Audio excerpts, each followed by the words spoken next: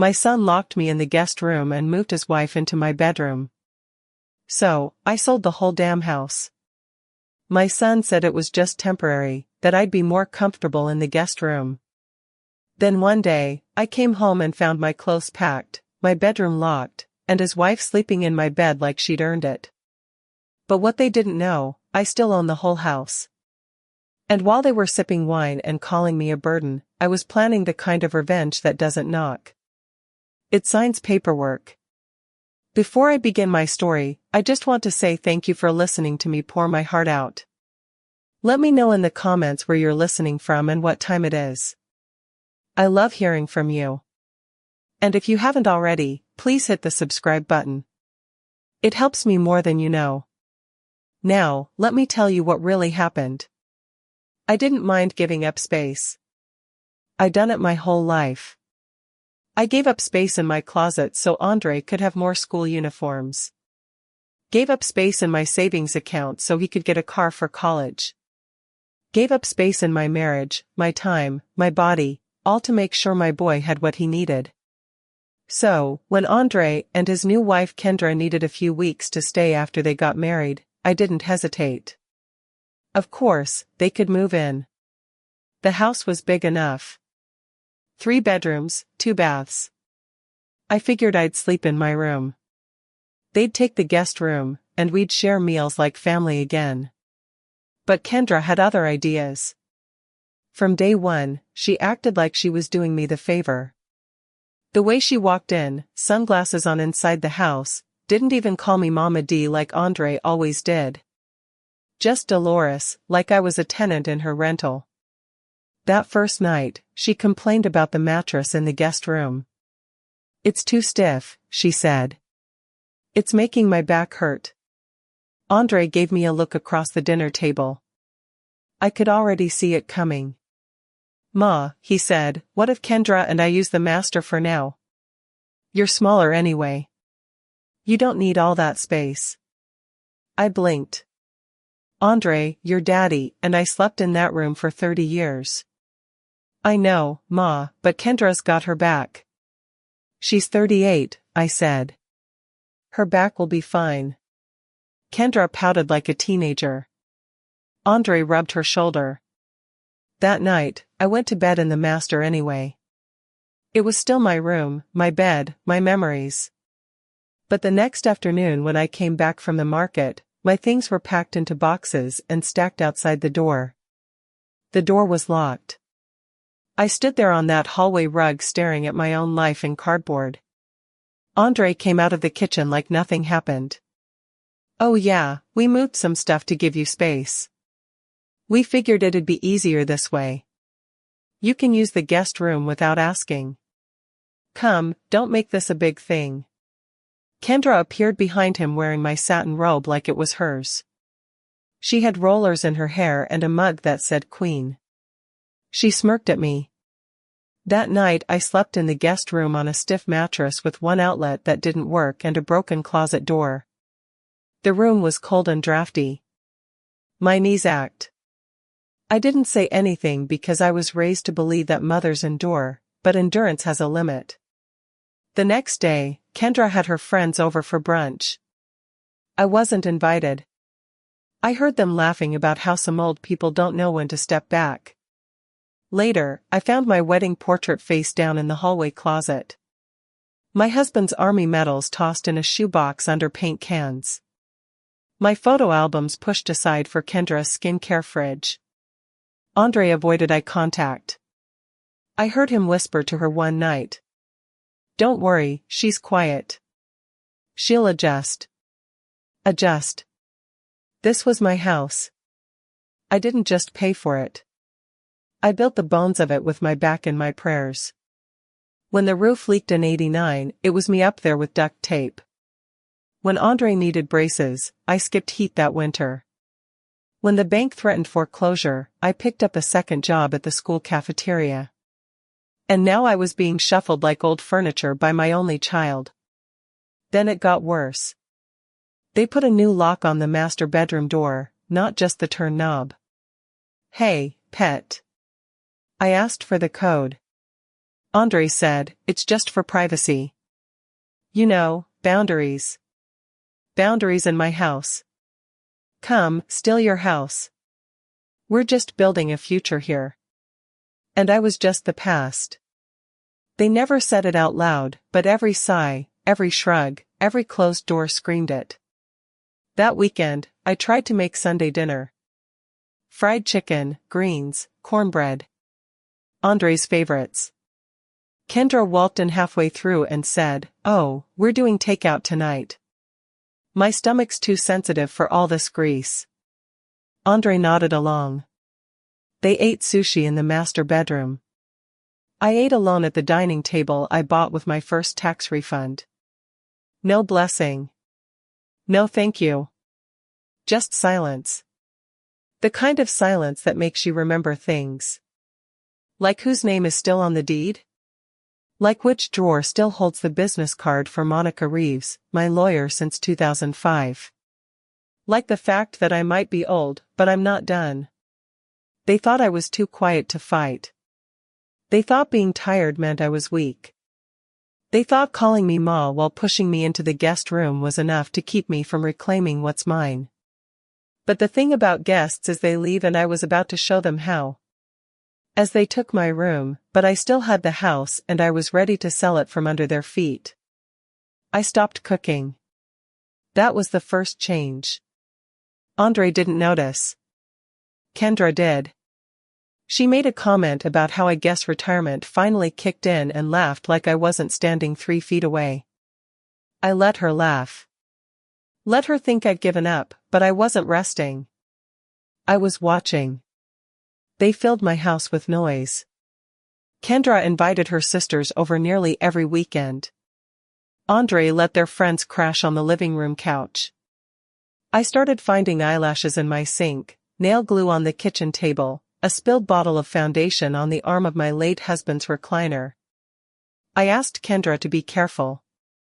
She said, "If it bothers you, maybe don't sit there." It was the same chair I held Andre in when he had asthma attacks at night.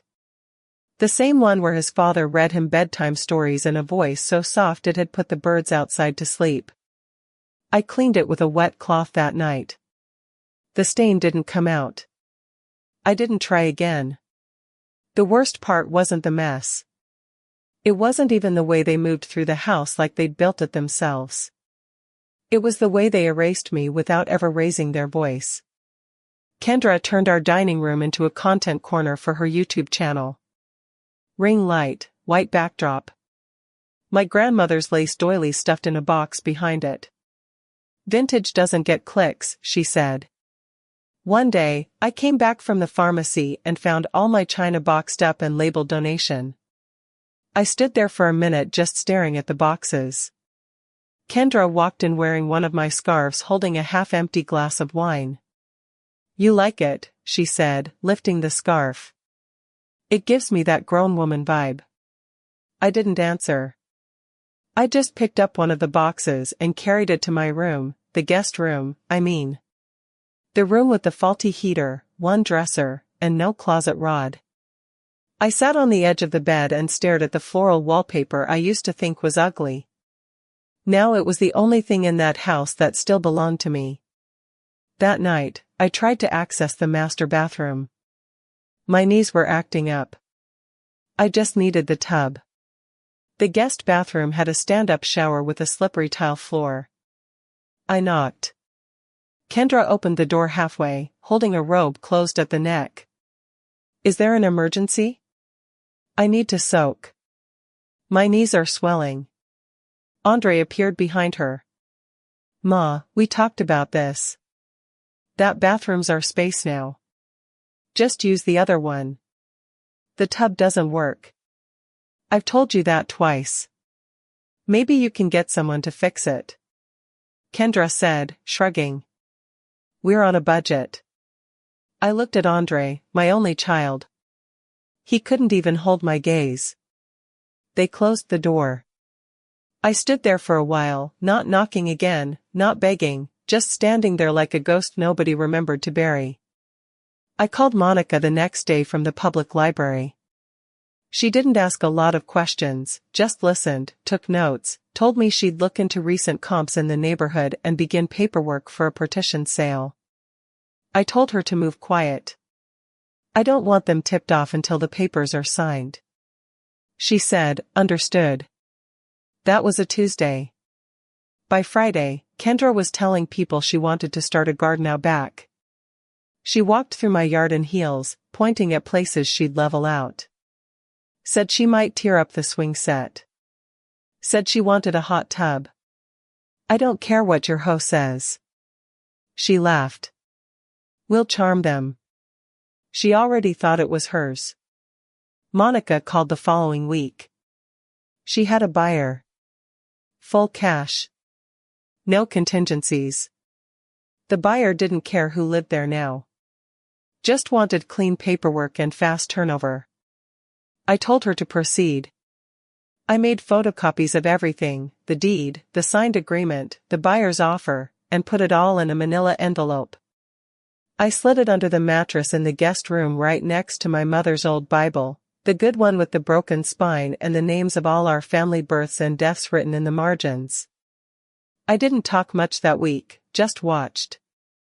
Andre had started referring to the master bedroom as our suite.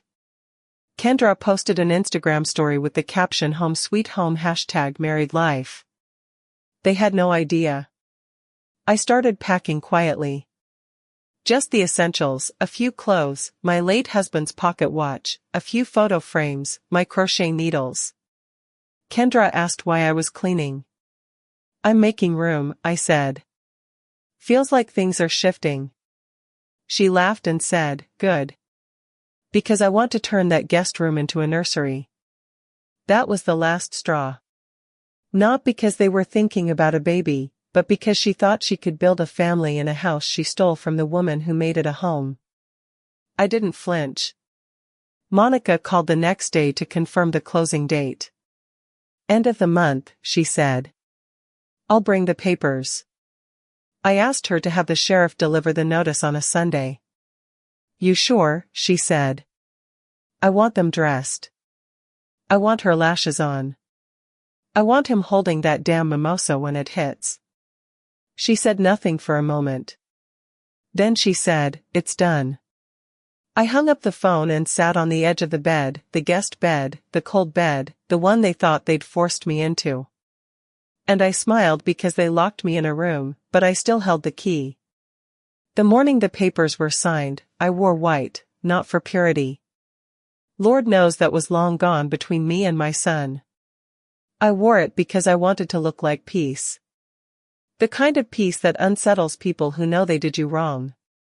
Monica arrived right on time like she always does. Her heels clicked across my porch and echoed down the hallway like Judgment Day. She had a folder under her arm, a smile on her lips, and a document that would finally turn the tide. Are you ready? She asked, sitting across from me at the kitchen table I was once told not to touch because Kendra just polished it. I nodded. Cash buyer as a sale. No inspection delays, title's clean, taxes are current, and since you're the sole deed holder, Andre and Kendra have no legal ground to stall. I want them served on Sunday, I said. Mid-morning. Monica didn't even blink. I've already booked the sheriff. That night, I slept deeper than I had in weeks. No creaking doors, no whispers outside the guest room, no Kendra stomping around in my slippers, just silence. That kind of silence comes when the decision's been made and all that's left is execution. Saturday came and went like a countdown. Andre was outside washing his car.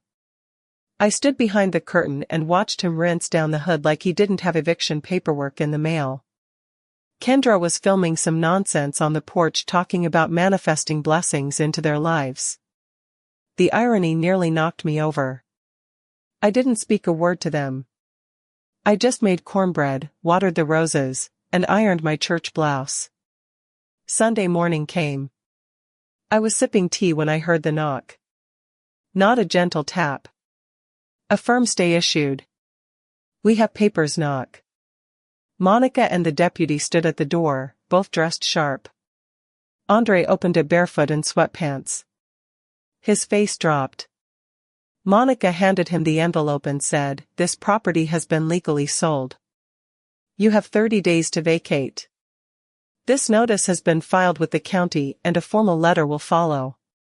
Kendra appeared behind him, still in her robe, hair wrapped, holding her phone. "What is this?" Andre opened the papers. His eyes scanned the first few lines and his face went ghost white. "You sold the house," he said, spinning toward me. I took another sip. "You can't do this," he snapped. "We live here." "No," I said calmly. "You stayed here. This is our home." "No, this is the home I let you into. And then you locked me out of my own bedroom and called it a favor." Kendra started stammering. "You're throwing your own son out. After everything we've done for you," I set my tea down. "You boxed up my life, Kendra. You wore my robe. You turned my master bedroom into your little kingdom and thought I'd die quietly in the guest room. We were building a family here. I stood, then build it somewhere else." The deputy stepped forward. "You have 30 days to vacate. After that, it becomes a matter for enforcement." Andre looked at me like a little boy who just realized his mama wasn't going to bail him out this time. "I can't believe you do this." I looked him in the eyes and for the first time in my life, I let the disappointment show. "I believed in you," I said. "That was my mistake." They didn't say much after that. Just stood there frozen. The brunch guests arriving that morning didn't know whether to hug or run. Kendra slammed the door behind her. Andre followed. Monica and I stood on the lawn a minute longer, watching as the neighbors peeked out through curtains, pretending not to be listening. He turned to me. "You okay?" I nodded. "Better than I've been in years." We drove to the bank that afternoon and finalized the deposit. It was a large check, more than I expected, but I didn't smile at the number. The smile came when I handed Monica a folded piece of paper. "What's this?" "The listing for a small 2-bedroom condo across town. It's near the senior center. Walking distance to the park." He looked it over. "You want to buy this in cash?" She nodded, already pulling out her phone. "I'll make the call." We closed within a week. The condo wasn't big, but it was mine. Fresh paint, clean windows, a quiet porch with just enough space for 2 rocking chairs and a lemon tree in a pot. I didn't tell Andre where I moved. He tried calling once. Left a voicemail that said, "You went too far." "Ma," I blocked him. Kendra sent a Facebook message saying I was toxic and ungrateful. I reported it as harassment. Tyler, my granddaughter, found me anyway.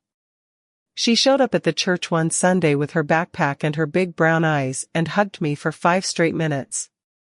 "Can I visit?" she asked. "Baby," I said. "You can stay as long as you want." We cooked greens that night and played old jazz on the stereo.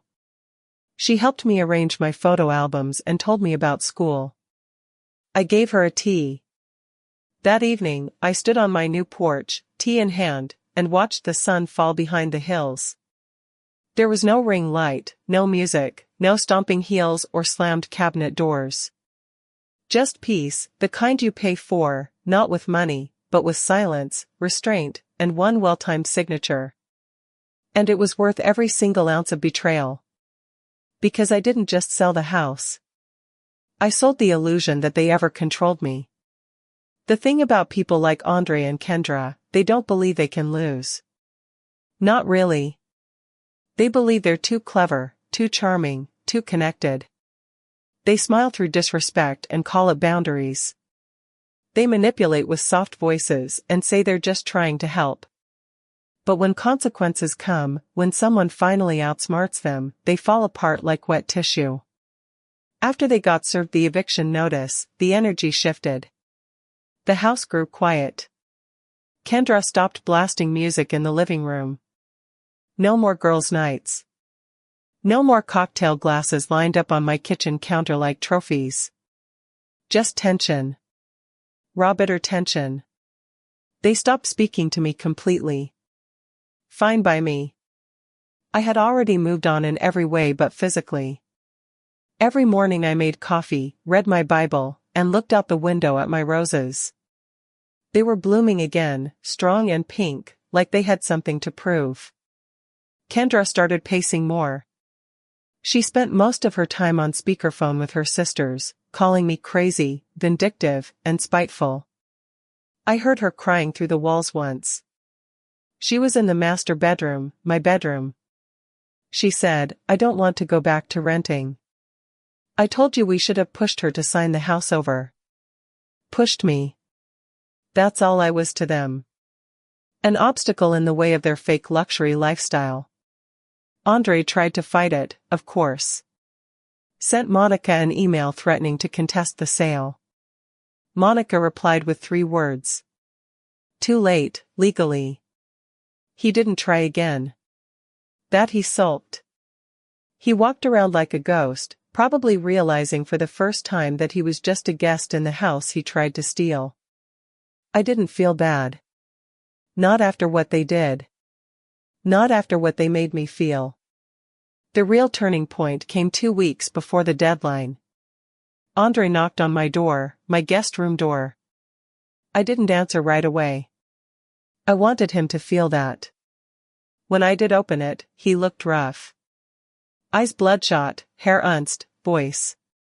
"Can we talk?" he said. I stepped out into the hallway and closed the door behind me.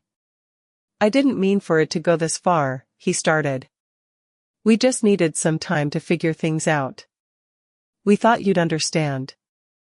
You locked me in the guest room, Andre." "I didn't lock you. You put a keypad on my bedroom door and acted like I should thank you for it." He sighed.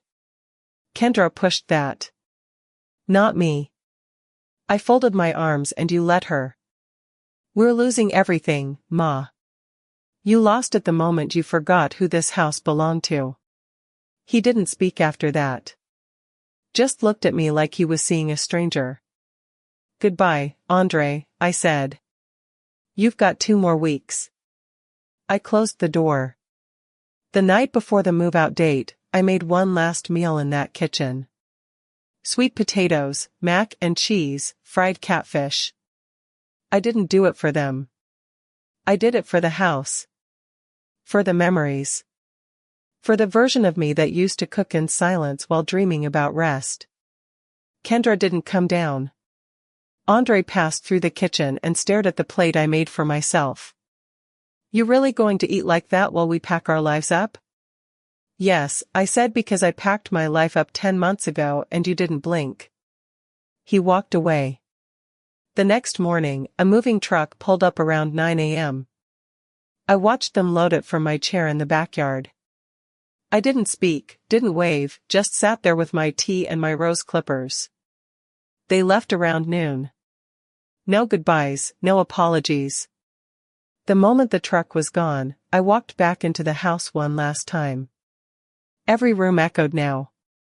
The walls looked stripped bare, like they had shed the noise, the tension, and the entitlement all at once. I ran my fingers along the hallway, touched the door frame where I used to measure Andre's height, touched the corner where my husband's recliner used to sit, walked into the master bedroom, not theirs anymore, and stood there in silence. The house felt clean again. The next day, I met Monica at the title office. She handed me the final check and a new set of documents. "Congratulations," she said. "You're officially out." We shook hands. I didn't cry. I drove to my new condo with the windows down and the radio playing old soul music. I parked, grabbed my things, and walked into a home that had no memories yet, just possibilities. That evening, Tyler came by. She ran in and hugged me so hard I nearly dropped the grocery bag. "I hate them," she whispered. "Don't," I said gently. "Just remember what not to become." We made dinner together. She played music from her phone while we danced around my small kitchen like two women who'd survived something unspeakable. After she left, I stood at the window and looked at the stars. There were no locks on my door that I didn't choose. No bedrooms I couldn't enter. No laughter that excluded me. I went to bed in a room that belonged only to me under a roof paid for by peace. And I slept like a woman who had taken back her name. Peace makes no sound. It doesn't stomp like Kendra's heels or whisper like Andre's excuses. It doesn't cry behind a locked door or linger like disrespect. Peace just sits with you. Quiet thought taken. That's what my new home became. I didn't fill it with many things. Just what I needed. My grandmother's quilt, a few photos, my Bible, a new tea kettle. I bought fresh bed sheets and burned lavender oil every night. It was the first place I'd lived where I didn't have to adjust myself for someone else's comfort. I walked freely. I breathed deeply. I healed. Tyler started visiting every weekend. Her school grades were improving. Her spirit, too. She'd always been a sharp girl, but living around Kendra's snide remarks and Andre's passive silence had dimmed her. Now she talked freely, laughed again. She helped me start a new garden on my tiny balcony. We planted mint cherry tomatoes and one little rose bush in a deep clay pot. "It's got to be a rose," she said. "It's your thing." One afternoon, she asked, "Are you going to see them again?" I knew what she meant. Andre and Kendra. "Not unless they come with honesty in their mouths," I said. She nodded satisfied. I started doing things for myself again. Went back to church, volunteered once a week at the community center, helped organize an estate planning workshop for women over 60. I saw too many faces in that room that looked like mine. Women who'd been pushed out, written off, robbed by the very people they raised. They didn't cry during my talk. They nodded because they knew. They knew what it meant to be used up, and silenced with gratitude. They knew what it meant to be told, "You should be lucky we're even helping." They knew what it meant to sacrifice for children who turned into strangers with shared DNA. After my talk, one woman hugged me and said, "You gave me permission to protect what's mine." That hit deep because for too long, we're told to be humble, to give and give and give, and when there's nothing left, to pretend that's still love. But love without respect is just manipulation dressed up in flowers. A month after the sale, I got a letter in the mail. No return address. I opened it slowly, already guessing. It was from Andre. One page. His handwriting a little shaky. Read. "Ma. I don't expect you to forgive me. I just wanted to say I'm sorry. I got caught up trying to prove something and I lost myself. Kendra and I split. She said something she can't take back. I know I let you down. I know I hurt you. I miss you, Andre." I folded the letter and placed it in the drawer next to my charger. I didn't cry. I didn't smile either. Some wounds don't bleed anymore, but they still ache in the cold. A week later, I received another envelope. This one from Monica. It was the final copy of the sale paperwork along with the closing balance. She'd also included something else, a brochure for a women's housing fund being launched at the community center. A sticky note attached read, "You inspired this. Want to help lead it?" I stared at the words for a long time. I thought about all the women like me. Women whose sons called them burdens, whose daughters-in-law saw them as background props. Women who weren't senile or fragile or bitter, just dismissed. Yes, I wanted to help. I called Monica and told her I'd match the first 5 donations with funds from the sale of my house. She laughed softly. "Dolores, you're building something bigger than a garden now." I smiled. That Sunday, Tyler and I baked sweet potato pies. One for us, one for the church fundraiser, and one for the new neighbors who had moved into the house I sold. A young couple with a baby on the way. I walked up to the porch and knocked. The wife opened the door with a warm smile. "You must be Miss Mayfield." The agent said, "You were the previous owner." I nodded. "Just wanted to say, welcome and let you know that house has been through a lot, but it still holds love in its walls." She took the pie with wide eyes. "That means a lot." I walked away with a lighter heart. I didn't look back. That night, as the sun dropped low, I stepped out onto my balcony with a cup of tea. The rose bush had its first bloom. I reached out and touched the petals. Soft, resilient, rooted, just like me. The first time I saw Andre again, it had been nearly 4 months since they moved out. He didn't call, didn't write again, just showed up at the church fish fry like nothing had happened. I was at the dessert table helping Tyler serve slices of peach cobbler. She saw him first. Her face froze and she whispered, "Grandma." I looked up and there he was. He looked older, not by years, but by the weight on his shoulders. His eyes were tired, his clothes neat but wrinkled like he got dressed without care. There was no Kendra beside him, just him standing in the churchyard with a plate in his hand and a heart too heavy for his chest. He stepped forward. "Ma," he said. "Can we talk?" I wiped my hands on a napkin and nodded toward the edge of the lot by the oak tree. We walked over slowly. My legs didn't move the way they used to, but I stood tall. "I've been thinking about everything," he said. "About what I did, what I let her do, and I don't even know how to apologize in a way that sounds like enough." "Then don't try," I said. He looked surprised. I was trying to give Kendra the life she wanted. She said you were too stubborn, that we needed control. I thought if I just handled things, you'd thank me." I blinked slow. "You handled things all right," I said. "You handled your mother like a piece of furniture. You swallowed hard." "I deserved that." "You deserved worse," I said. "But I chose silence. I chose peace." "You made your choices. I made mine." He looked down. "I lost the house. I lost her. I lost everything." "No," I said, "you lost me." He opened his mouth to respond, but I held up my hand.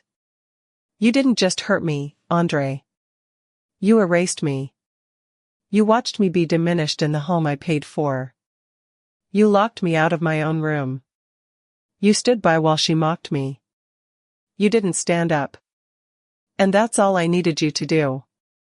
Stand up." Tears welled in his eyes. "I don't expect you to forgive me." "Good," I said calm as still water because I'm not there yet. We stood in silence for a long time. The sounds of the church crowd floated over from across the lot. Laughter, music, plates clinking. But over here, it was just the two of us, mother and son, separated by decisions that couldn't be undone. "I started seeing a counselor," he said finally. "It's been helping." I nodded. "That's a start." He looked at me with so much shame I had to look away. "Is there anything I can do to earn it back?" "Not yet," I said. "Maybe not ever, but I'll tell you this. If you keep showing up in the right places in the right way without asking for applause, you might get close." He nodded slowly. Tyler walked over plate in hand. She looked at me then at him. "You okay, Grandma?" I smiled. "I'm fine, baby." Andre looked at her and said, "Hey, sweetheart." She didn't answer, just handed me a cup of lemonade and stood beside me. He got the message. "I should go," he said. I didn't stop him. As he walked away, I felt something heavy lift. Not because he apologized, but because I'd already reclaimed what mattered. He could carry the guilt. I had carried enough.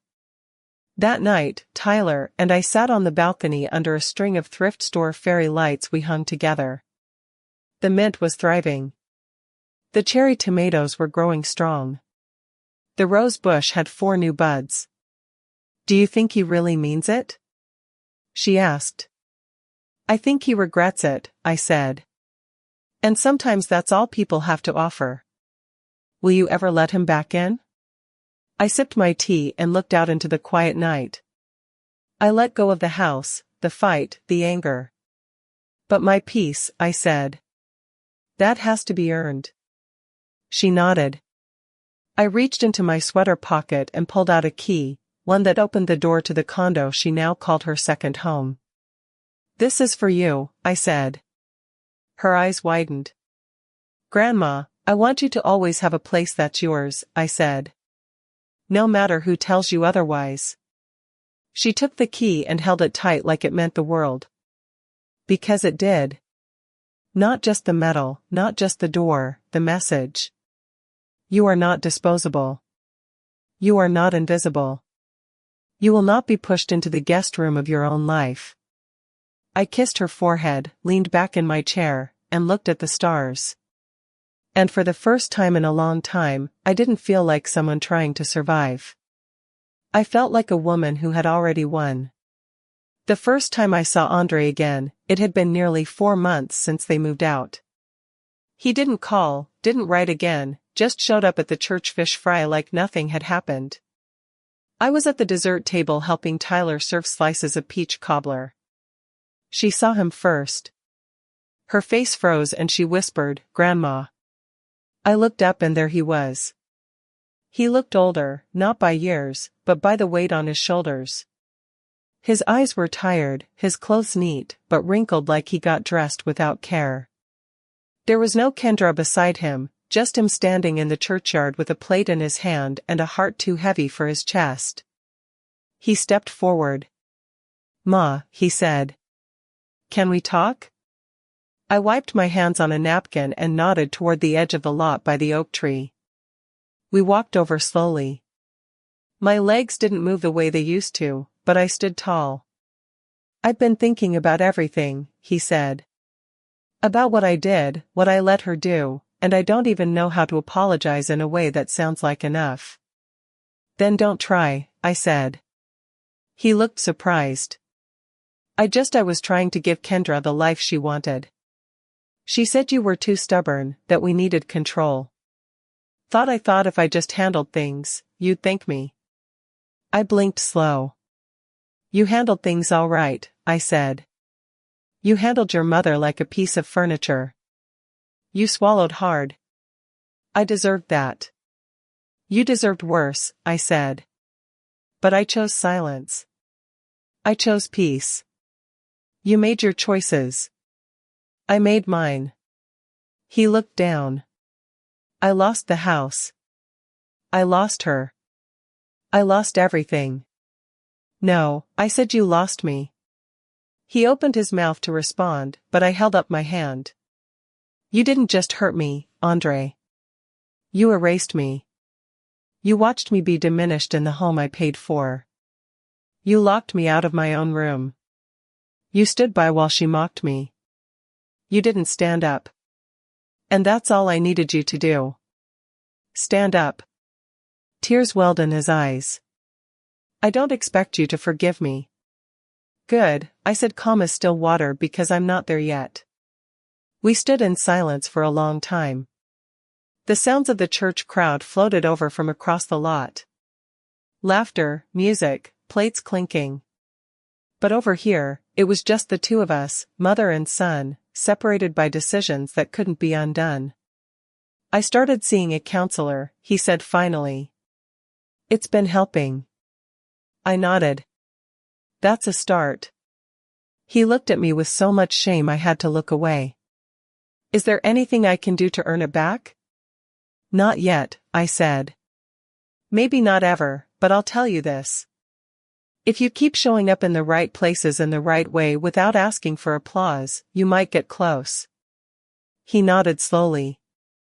Tyler walked over, plate in hand. She looked at me, then at him. "You okay, Grandma?" I smiled. "I'm fine, baby." Andre looked at her and said, "Hey, sweetheart." She didn't answer, just handed me a cup of lemonade and stood beside me. He got the message. "I should go," he said. I didn't stop him. As he walked away, I felt something heavy lift. Not because he apologized, but because I'd already reclaimed what mattered. He could carry the guilt. I had carried enough. That night, Tyler and I sat on the balcony under a string of thrift store fairy lights we hung together. The mint was thriving. The cherry tomatoes were growing strong. The rose bush had 4 new buds. "Do you think he really means it?" she asked. "I think he regrets it," I said. "And sometimes that's all people have to offer." "Will you ever let him back in?" I sipped my tea and looked out into the quiet night. I let go of the house, the fight, the anger. "But my peace," I said. "That has to be earned," she nodded. I reached into my sweater pocket and pulled out a key, one that opened the door to the condo she now called her second home. "This is for you," I said. Her eyes widened. "Grandma, I want you to always have a place that's yours," I said. "No matter who tells you otherwise." She took the key and held it tight like it meant the world. Because it did. Not just the metal, not just the door, the message. You are not disposable. You are not invisible. You will not be pushed into the guest room of your own life. I kissed her forehead, leaned back in my chair, and looked at the stars. And for the first time in a long time, I didn't feel like someone trying to survive. I felt like a woman who had already